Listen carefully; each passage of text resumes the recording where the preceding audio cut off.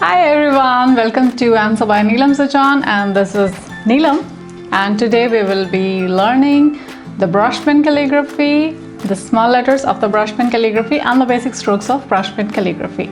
So I am going to try out the basic brush pens from the DOMs. We will speak about that later, and how those basic strokes combine to form the small letters of the brush pen calligraphy. So this is more of the modern calligraphy forms that has been newly developed and adopted by a lot of people. So this font is really very casual. You can't really send it on the formal invites and formal envelopes and all those. So you can't use this. But this is perfect for the cards that you make and the DIYs that happen a lot nowadays with the home decor or in the kitchen items or even in the art studio or anything that you work on. So these DIYs are perfect place for the modern brush pen calligraphy. So go ahead, it's very easy. It takes a little time to control those flexible nibs of the brush pens. They're super soft. So sometimes it gets very difficult to have a control over them since we are used to of writing with the hard tips of the pen and the pencil. So it may take a little time, but you will master, and I know you will do better than me someday. Yeah, but let's start with this.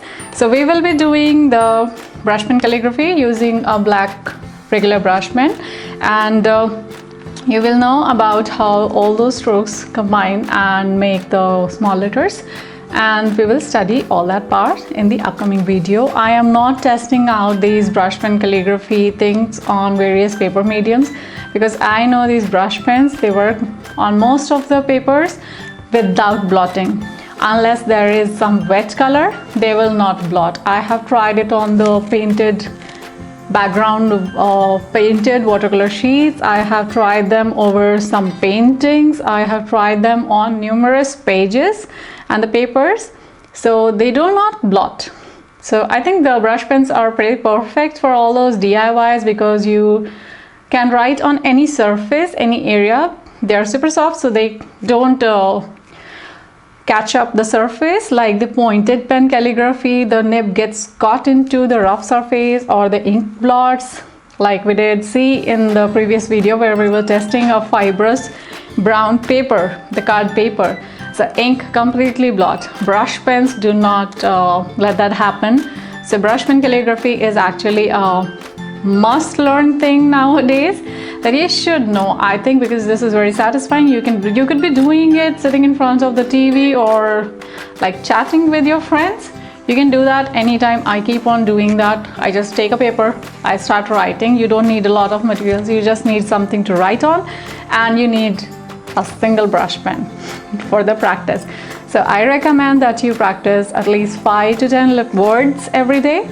For the words, you need to understand the small letters, the capital letters, and I will be making a video on the capital letters for the brush pen calligraphy, so stay tuned for that, and let's have a look at all the small letters and the basic strokes that are made using the brush pen calligraphy.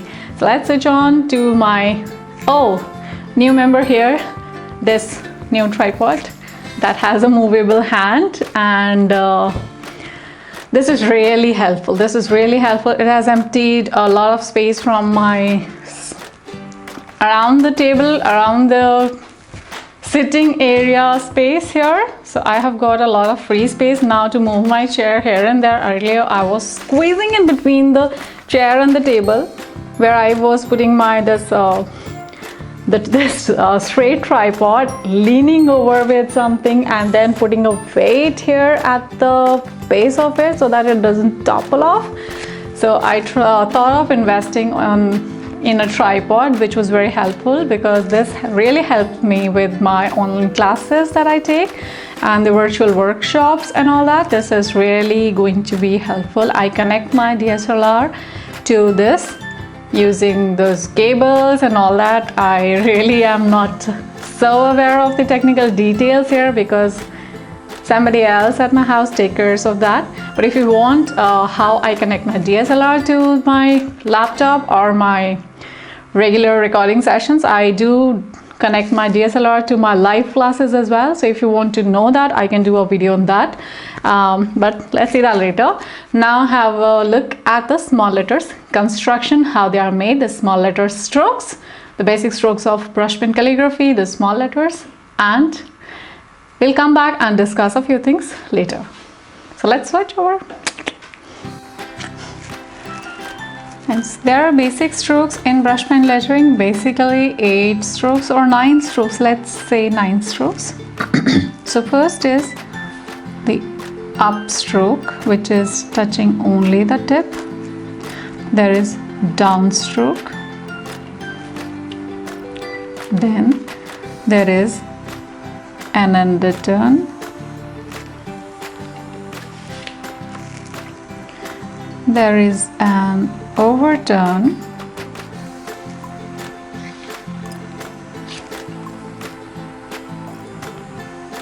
Ascender, descender,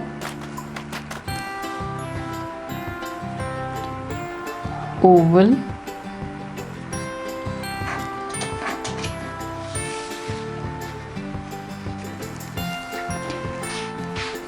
there is a reverse descender stroke that I would like to add to the brush pen calligraphy.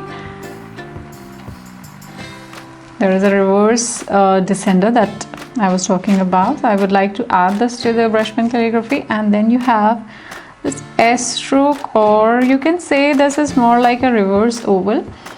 So these are a few strokes that we have in the brush pen lettering. Now let's have a look at them all. Up stroke. This is your down stroke.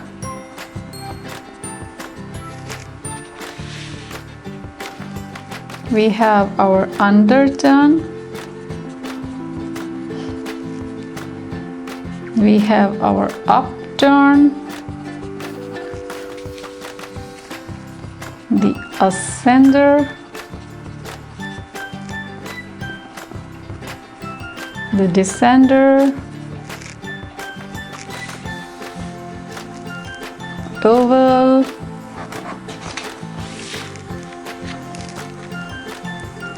we can say the reverse descender, let's call it that, descender, S stroke, or reverse oval. And I've completely messed out a very important stroke, that is your underturn plus up stroke. That will make your compound stroke. So we make it like up, down and up. So this is a smooth transition here for the thin, thick and thin. Now let's understand the difference between these. This is called the compound stroke. Compound stroke. Now here in the underturn, this is sharp edge. In the upturn, this is the sharp edge. We are dissolving these sharp edges into the middle, and we are taking only this transitional part, and we are going for this compound stroke. Now this compound stroke is definitely going to be there in a lot of letters. So let's try to study the individual letters. A is equal to oval plus the underturn. Let's do this with the brush pen. So this is going to be something like the oval and the underturn. So this is your A. B is ascender plus your reverse oval. Let's see it here. The ascender plus the reverse oval. This is a nice B. Let's go for C. C is only half of the oval stroke, so we will be making the oval but not complete it. So it's like we start from here darken it up, and then go this way, leave it here. D is equal to your oval plus the ascender. Let's see how do we do it. So we'll make a nice oval here. Then we will add the descender at the back of it, and we will turn this up. So this is your nice D.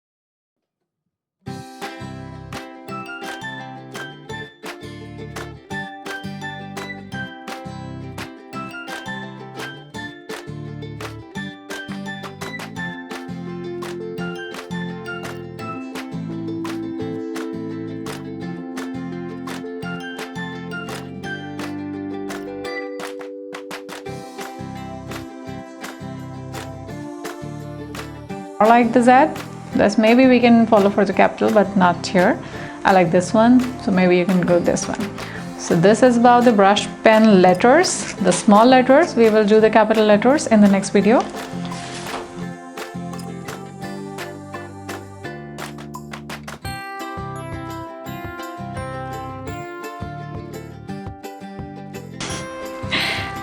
Over the video you saw a few brush pen strokes here that I've made with the brush pen, if you can see here. So these are your upstrokes, downstrokes, underturn, overturn, compound, and oval, and one more oval, and the reverse ovals or the S strokes as I say. Then there is ascender, descender, and then I later added on another R stroke. Here you will see that. So I did this with the brush pen. You can obviously see the saturation is really nice here, and this I did with the water brush pens. So water brush pens are usually like, if you can fill up the ink here and you're not going to use it for any other coloring works, so you can fill it up and use it. It'll be very nice. The brush pen lettering comes really nice with this, that I have used and I love it. And I use it with the watercolors where I can mix and match the colors. We will do that sometime and I'll make a video on that. So this is very nice. I dipped once in the ink here and you can see the effect is like the oval here is really smooth as compared to the top. This is really smooth and the effect is good, but the color faded off because I dipped it. If I fill it up, this should be like fully saturated color ink that is flowing through your brush pens. So this is an alternative if you want to change a lot of inks and you have already, or if you already have your inks there in the bottles, you can fill up any ink of your choice. I generally prefer black because I like to paint my backgrounds with the other colors, the brighter ones, and then write over it with my brush pens. To check out my brush pen calligraphy or the other calligraphy works, you can check my Insta account, that is calligraphy artist Neelam Sachan or Neelam Sachan artist. You can find the works on both of those channels. So this is about the water brush pen, the lettering.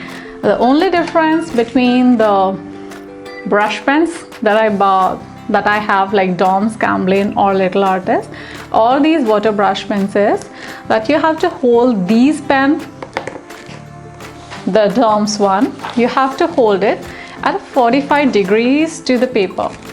Let me put a stable. Yeah, so you have to hold these pens at a 45 degrees to the paper here. So this is not straight, not sleeping, it's at 45 degrees. So you hold it like this and then you write on this paper. If you saw a part on my video, my hand is always at the 45 degrees. But with the water brush pens, you have to hold it like this. This helps it to spread the bristles when you're pressing it. So they spread and they make a nice stroke, and then when you lift it up, it creates a thin stroke. So this is the basic technology. I tried with the slant 45 degrees, but they don't work. And with my students also, I asked them to hold it at 90 degree and it worked better than the 45 degree. And with these brush pens, they work better at 45 degrees. So how you hold the brush pens is also going to help you a lot. So if you're buying something like this, the Dom's, Camlin or Cocoyo or anything, any brush pen, just test it out. Most of them will work at 45 degrees. And if they don't, try the 90 degrees angle, the straight, and they should work. If the bristles are soft, they will work at 90 degrees. If the bristles are all together, they will work at 45 degrees. So this is about the brush pen and the brush pen lettering, how to do it. And I would like to actually try out a few metallic shades that I have from my brush pens on various sheets here, but I'll make a separate video for that because this is getting too long. So I'll make a separate video of trying out on various sheets. So I'll put up that video later. And in case you want to learn something else, you can let me know in the comment section. And if you like this video, please do give it a like and share it with your friends and family, and don't forget to subscribe the channel. So thank you so much and see you in the next video. Bye.